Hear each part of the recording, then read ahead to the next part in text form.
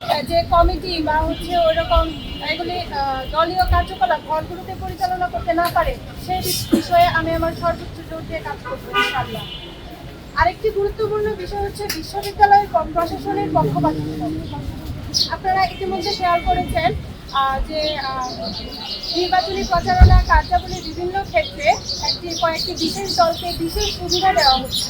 তারা বিভিন্ন আচরণবিধি লঙ্ঘন করার ফলেও তাদের বিরুদ্ধে কোনো পদক্ষেপ প্রশাসন নিচ্ছে না, বা নিলেও সেটা যেরকম স্ট্রিক্ট হওয়ার কথা সেরকম স্ট্রিক্টলি নিচ্ছে না।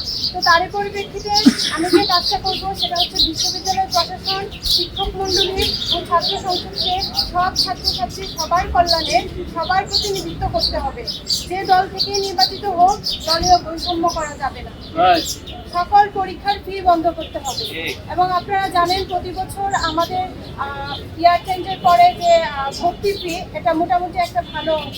এবং আমরা এখানে যারা শিক্ষার্থী হিসেবে আছি সবাই এলিট ক্লাস থেকে আসিনি, বেশিরভাগই মধ্যবিত্ত শ্রেণী থেকে উঠে আসা, এবং প্রতিদিনই তাদেরকে টিউশন ফি এবং বিভিন্ন বিষয়ে খুব মেন্টালি ফিজিক্যালি প্রেশারের মধ্যে থাকতে হচ্ছে।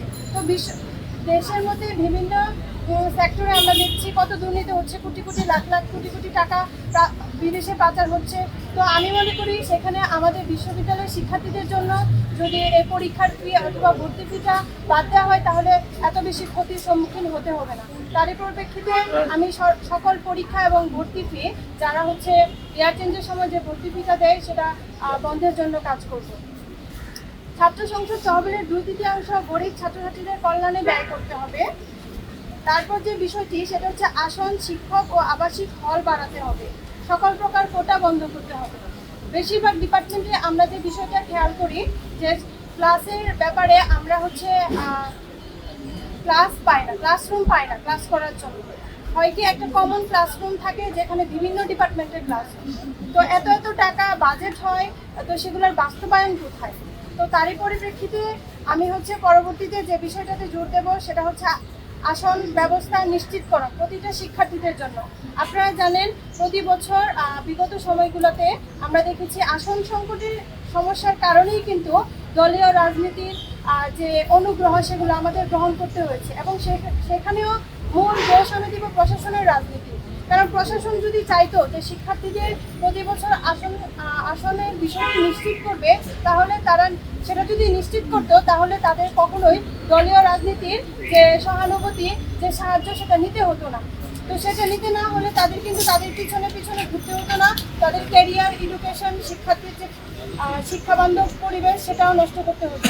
তো তার পরিপ্রেক্ষিতে আমি শিক্ষকদের দলীয় রাজনীতির ঊর্ধ্বে গিয়ে কেবলমাত্র শিক্ষক হিসেবে সবাইকে যেন সার্ভ করে, সবাইকে যেন ট্রিট করে, এই ক্যাম্পাসে যেন তাদের কেবলমাত্র শিক্ষক হিসেবে পরিচিতি থাকে, তাদের পার্সোনাল লাইফে রাজনীতি থাকতে পারে সেটা ক্যাম্পাসের বাইরে। শিক্ষার্থীদের ব্যাপারে কোনো সিদ্ধান্ত নিতে গিয়ে তারা যেন সেই দলীয় মত দ্বারা প্রভাবিত না হয় সেই ব্যবস্থা করবো ইনশাআল্লাহ।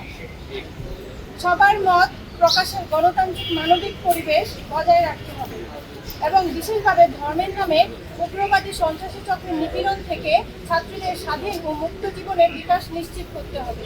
আপনারা ইতিমধ্যে দেখেছেন যে একটা প্যানেলের বিলবোর্ড টানানোর পরে ওই বিলবোর্ডে একটা বনের ছবিতে বিকৃতি করা হয়েছে, এবং সেটার ব্যাপারে আমি তাদের আচরণে এটা নির্বাচন বিধি লঙ্ঘন। এটা একই সাথে আমি মনে করি যে তাদের বিরুদ্ধে ব্যবস্থা গ্রহণ করা উচিত ছিল।